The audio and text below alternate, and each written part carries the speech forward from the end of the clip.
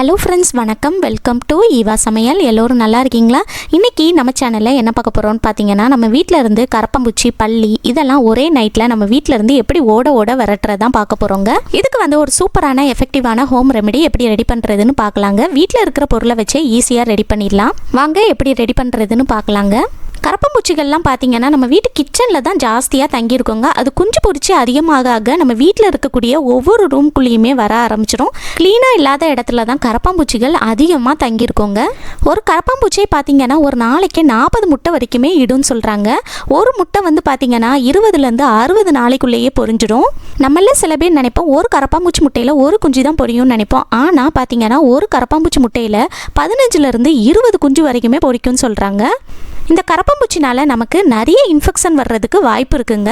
உங்கள் வீட்டில் கரப்பாம்பூச்சி, பல்லிலாம் ஜாஸ்தியாக இருக்குது அப்படின்னா இந்த ஹோம் ரெமெடி கண்டிப்பாக ட்ரை பண்ணி பாருங்கள். ரொம்பவே எஃபெக்டிவான ஹோம் ரெமெடி தான் இது. 100% ஒர்க் அவுட் ஆகுங்க. நம்ம வீட்டில் இருந்து கரப்பாம்பூச்சி, பல்லி இதெல்லாம் காணாமலே போயிடுங்க. இது கூடவே நம்ம வீட்டில் குட்டி குட்டி கொசுக்கள் இருக்குது பாருங்கள், அது வராமல் இருக்கிறதுக்கும் நம்மளோட சப்ஸ்கிரைபர் ஒரு சிஸ்டர் டிப்ஸ் கேட்டிருந்தாங்க. ஸோ நான் இந்த வீடியோ கூடவே அதுவும் ஷேர் பண்ணியிருக்கேங்க. வீடியோவை ஸ்கிப் பண்ணாமல் பாருங்கள். நம்ம சேனலில் இப்போ தான் ஃபஸ்ட் டைம் பார்க்குறீங்கன்னா சப்ஸ்கிரைப் பண்ணலன்னா சப்ஸ்கிரைப் பண்ணிக்கோங்க ஃப்ரெண்ட்ஸ். பக்கத்தில் இருக்க நோட்டிஃபிகேஷன் பெல் ஐக்கானை கிளிக் பண்ணிக்கோங்க. ஒரு காய்ச்சல் மாத்திரையை வச்சு கரப்பாம்பூச்சியை எப்படி ஓட வரட்டுறதுன்னு பார்க்கலாங்க.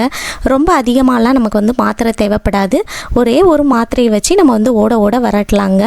நான் காய்ச்சல் மாத்திரை எஸ்பேடானது தான் எடுத்திருக்கேங்க. எஸ்பேடான காய்ச்சல் மாத்திரையெல்லாம் தூக்கி போடாதீங்க. இந்த மாதிரி காலாவதியான காய்ச்சல் மாத்திரையெல்லாம் நீங்கள் தனியாக எடுத்து வச்சுட்டு இது போல் நம்ம வீட்டில் கரப்பாம்பூச்சி, பல்லியெல்லாம் வரட்டுறதுக்கு யூஸ் பண்ணிக்கலாங்க. அடுத்ததாக இதில் நம்ம கற்பூரம் சேர்க்க போகிறோங்க. நான் 2 கற்பூரம் எடுத்திருக்கேங்க. 2 கற்பூரம் சேர்க்கும்போது நல்லா எஃபெக்டிவாக இருக்கும். இந்த மாத்திரையும் கற்பூரமும் கரப்பாம்பூச்சி, பல்லிகளுக்கு சுத்தமாக ஆகாதுங்க. இப்போ இதை இது போல் நம்ம ஒரு பேப்பருக்குள்ளே வச்சுட்டு அடியில் ஒரு கட்டிங் போர்டு வச்சுக்கோங்க. இந்த பேப்பரை க்ளோஸ் பண்ணிவிட்டு ஒரு இடிக்கல் அல்லது ஒரு சுத்தியலை வச்சு இந்த மாதிரி நல்லா தட்டி பவுட்ரு பண்ணி எடுத்துக்கோங்க. இப்போ பாருங்கள் ஃப்ரெண்ட்ஸ், நம்ம பவுட்ரு பண்ணி எடுத்துட்டோம். இந்த அளவுக்கு நல்லா ஃபைனாக பவுட்ரு பண்ணி எடுத்துகிட்டு இதை நம்ம ஒரு பவுலில் சேர்த்துக்கலாங்க. இந்த மாதிரி கொஞ்சம் அகலமான ஒரு பவுல் எடுத்துகிட்டு அதில் சேர்த்துக்கோங்க. இப்போது அடுத்ததாக இதில் நம்ம ஷாம்பு சேர்க்க போகிறோங்க. நான் டவ் ஷாம்பு எடுத்திருக்கேங்க. நீங்கள் உங்கள் வீட்டில் என்ன ஷாம்பு யூஸ் பண்ணுறீங்களோ எது வேணாலும் சேர்த்துக்கலாம். கிளினிக் ப்ளஸ், பேண்டீன் எந்த ஷாம்புனாலும் நீங்கள் யூஸ் பண்ணிக்கலாங்க. இதில் 1 ஸ்பூன் அளவுக்கு எடுத்து சேர்த்துக்கங்க. இந்த ஷாம்போட ஸ்மெல்லுமே பார்த்திங்கன்னா கரப்பாம்பூச்சி, பல்லிகளுக்கு சுத்தமாக ஆகாதுங்க.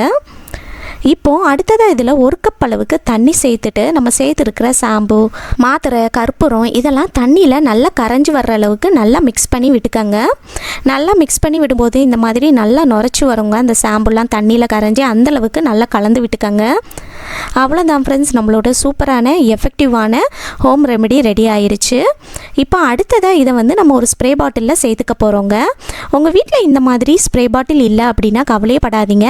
நம்ம கடைகளில் ஜூஸ், வாட்டர் பாட்டில்லாம் வாங்கினோன்னா இந்த மாதிரி பாட்டில் கிடைக்கும் இல்லையா, அதோட மூடியில் ஊக்கு அல்லது கத்தியை நல்லா நெருப்பில் வாட்டிட்டு இந்த மாதிரி ஓட்டை போட்டு எடுத்துகிட்டு இதுக்குள்ளே நம்ம ரெடி பண்ணி எடுத்த லிக்யூடை சேர்த்து நீங்கள் ப்ரெஸ் பண்ணி ஸ்ப்ரே பாட்டில் மாதிரி யூஸ் பண்ணிக்கலாங்க. இப்போ நம்ம ரெடி பண்ணி எடுத்த இந்த லிக்யூடை ஸ்ப்ரே பாட்டிலில் சேர்த்துக்கலாங்க. அப்படியே ஊற்றுனா சிந்திருங்கிறதுனால நான் ஒரு ஃபனல் யூஸ் பண்ணி உள்ளே ஊற்றிருக்கேங்க. இப்போ இதை க்ளோஸ் பண்ணிக்கலாம். க்ளோஸ் பண்ணிவிட்டு இதை எடுத்துகிட்டு போய் நம்ம வீட்டில் கரப்பாம்பூச்சி, பல்லி எங்கே ரொம்ப ஜாஸ்தியாக இருக்குமோ அங்கெல்லாம் ஸ்ப்ரே பண்ணி விட்டுறலாங்க. நைட்டு தூங்க போகிறதுக்கு முன்னாடி நீங்கள் இந்த மாதிரி ரெடி பண்ணி எடுத்துகிட்டு நம்ம வீட்டில் இருக்கக்கூடிய கிச்சன் ஸ்டவ்வை நீங்கள் நல்லா க்ளீன் பண்ணி எடுத்ததுக்கப்புறமா இது போல் நல்லா அந்த கிச்சன் ஸ்டவ்வுக்கு மேலே ஸ்ப்ரே பண்ணி விடுங்க. நைட் நேரத்தில் இந்த கிச்சன் ஸ்டவ்வுக்கு மேலே கரப்பாம்பூச்சி, பல்லி நடமாட்டம்லாம் ஜாஸ்தியாக இருக்குங்க. இந்த மாதிரி நீங்கள் ஸ்ப்ரே பண்ணி விட்டுட்டு துடைக்க வேண்டாங்க, அப்படியே விட்டுருங்க. இந்த மாதிரி செய்கிறதுனால பார்த்தீங்கன்னா இதோட ஸ்மெல் இங்கே இருந்துக்கிட்டே இருக்கிறதுனால கரப்பாம்பூச்சி, பல்லி எதுவுமே வராதுங்க. உங்கள் வீட்டு கிச்சனில் இருந்தால் கூட அது எல்லாமே உங்கள் வீட்டை விட்டு தலை தெறிக்க ஓடிடும்.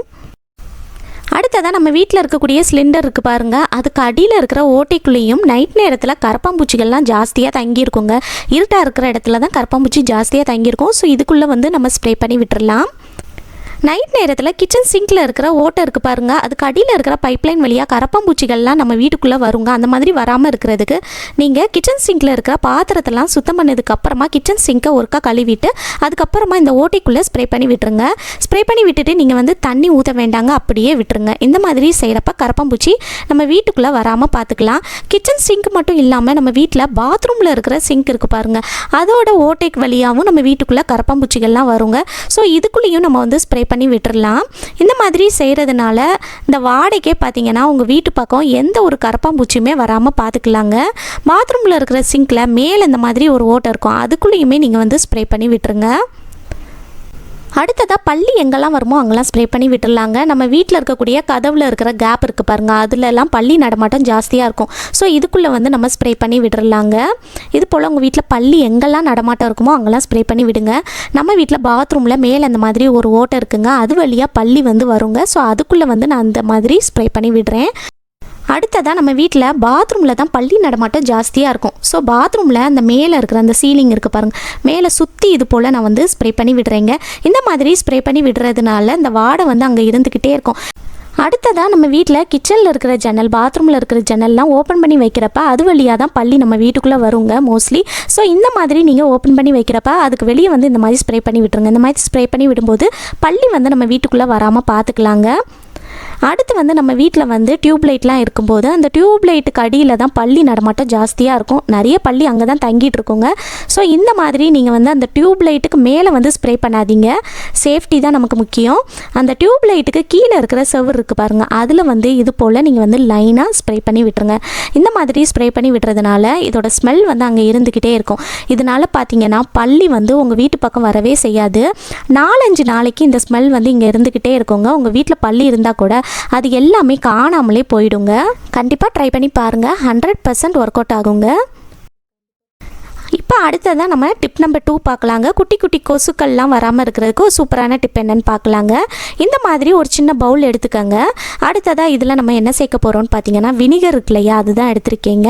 இந்த மாதிரி ஒயிட் வினிகர் வந்து எடுத்து சேர்த்துக்கோங்க. கடையில் கேட்டிங்கன்னா கிடைக்குங்க. உங்கள் வீட்டில் வந்து வினிகர் இல்லை, இதுக்கு பதிலாக என்ன சேர்க்கலான்னு பார்த்தீங்கன்னா உங்கள் வீட்டில் வந்து எலுமிச்சப்பழம் வச்சுருந்தீங்கன்னா அந்த எலுமிச்சப்பழத்தை பாதியாக கட் பண்ணிவிட்டு அதோட சாரை கூட நீங்கள் எடுத்து சேர்த்துக்கலாங்க. இப்போ இந்த வினிகரில் வந்து நம்ம 2 ஸ்பூன் அளவுக்கு எடுத்து சேர்த்துக்கலாம். எலுமிச்சப்பழச்சாறுமே நல்லா எஃபெக்டிவாக இருக்குங்க. இந்த மாதிரி 2 ஸ்பூன் அளவுக்கு சேர்த்ததுக்கப்புறமா அடுத்ததாக இதில் நம்ம என்ன சேர்க்க போகிறோம்னு பார்த்தீங்கன்னா பாத்திரம் தேய்க்கிறதுக்கு யூஸ் பண்ணுற லிக்யூட் இருக்கு இல்லையா, அதுதான் எடுத்துருக்கீங்க. உங்கள் வீட்டில் பாத்திரம் தேய்க்கிற லிக்யூட் வந்து இல்லை, பாத்திரம் தேய்க்கிற சோப்பு தான் யூஸ் பண்ணுறீங்க அப்படின்னா துணி துவைக்கிற லிக்யூட் உங்கள் வீட்டில் வச்சுருந்தீங்கன்னா அதில் கூட நீங்கள் வந்து 1 ஸ்பூன் அளவுக்கு எடுத்து சேர்த்துக்கலாங்க. சேர்த்துட்டு இந்த மாதிரி அந்த லிக்யூட் வந்து இந்த வினிகர் கூட சேர்ந்து நல்லா மிக்ஸ் ஆகுற அளவுக்கு ஒரு ஸ்பூனை வச்சு நல்லா கலந்து விட்டுக்கோங்க. நம்ம சேர்த்துருக்கிற வினிகர், பாத்திரம் தேய்க்கிறதுக்கு பயன்படுத்துகிற லிக்யூடு, இதெல்லாம் பார்த்தீங்கன்னா குட்டி குட்டி கொசுக்களுக்கு சுத்தமாக ஆகாதுங்க. இதோட வாசனை வந்து ரொம்ப ஸ்ட்ராங்காக இருக்கும். இப்போ அடுத்ததாக அந்த பழங்களில் வரக்கூடிய குட்டி குட்டி கொசுக்களை கவர்ந்து இதுக்குள்ளே வந்து மாட்ட வைக்கிறதுக்கு நம்ம இதில் வந்து ஒரு சின்ன வாழைப்பழத்துண்டு அல்லது சின்ன ஆப்பிள் துண்டு அல்லது வாழைப்பழத்தோட தோல் வந்து சின்ன பீஸ் சேர்த்துக்கலாம். அல்லது இது போல் ஆப்பிளோட தோல் இருக்குது பாருங்க, அதை கூட நீங்கள் வந்து சின்ன பீஸ் வந்து இது போல் 2 பீஸ் வந்து கட் பண்ணி எடுத்து சேர்த்துக்கங்க. இந்த மாதிரி சேர்க்கறதுனால பார்த்தீங்கன்னா இதோட வாசனைக்கு வந்து நம்ம வீட்டில் வந்து நிறைய அந்த குட்டி குட்டி கொசுக்கள்லாம் இருந்துச்சுன்னா அது எல்லாமே இதுக்குள்ளே வந்து அது எல்லாமே அழிஞ்சிடுங்க. உங்கள் வீட்டில் குட்டி குட்டி கொசுக்கள் வராமல் இருக்கணும் அப்படின்னாலும் நம்ம வீட்டில் வந்து இந்த மாதிரி பழங்கள்லாம் வச்சுப்போம் பார்த்தீங்களா, அது பக்கத்தில் இந்த மாதிரி நம்ம ரெடி பண்ணி எடுத்ததை வச்சுருங்க. இந்த மாதிரி வைக்கிறதுனால குட்டி குட்டி கொசுக்கள்லாம் இந்த பழங்கள் பக்கத்தில் வராதுங்க. ஆல்ரெடி நம்ம வீட்டில் வந்து குட்டி குட்டி கொசுக்கள் வந்து பறந்துட்டு இருந்தாலும் நீங்கள் அது பக்கத்தில் இதை வைக்கும்போது அது எல்லாமே இதுக்குள்ளே வந்து மாட்டிட்டு எல்லாமே அழிஞ்சிடுங்க. கண்டிப்பாக ட்ரை பண்ணி பாருங்கள். ஓகே ஃப்ரெண்ட்ஸ், இந்த வீடியோ முழுசாக பொறுமையாக பார்த்ததுக்கு ரொம்ப நன்றி ஃப்ரெண்ட்ஸ். பிடிச்சிருந்துச்சுன்னா லைக் பண்ணிக்கோங்க, உங்கள் ஃப்ரெண்ட்ஸ் அண்ட் ஃபேமிலி மெம்பர்ஸ் கூட ஷேர் பண்ணிக்கோங்க. நம்ம சேனலை இப்போ தான் ஃபஸ்ட் டைம் பார்க்குறீங்கன்னா சப்ஸ்கிரைப் பண்ணலன்னா சப்ஸ்கிரைப் பண்ணிக்கோங்க ஃப்ரெண்ட்ஸ். பக்கத்தில் இருக்க நோட்டிஃபிகேஷன் பெல் ஐக்கானை கிளிக் பண்ணிக்கோங்க. தேங்க்யூ.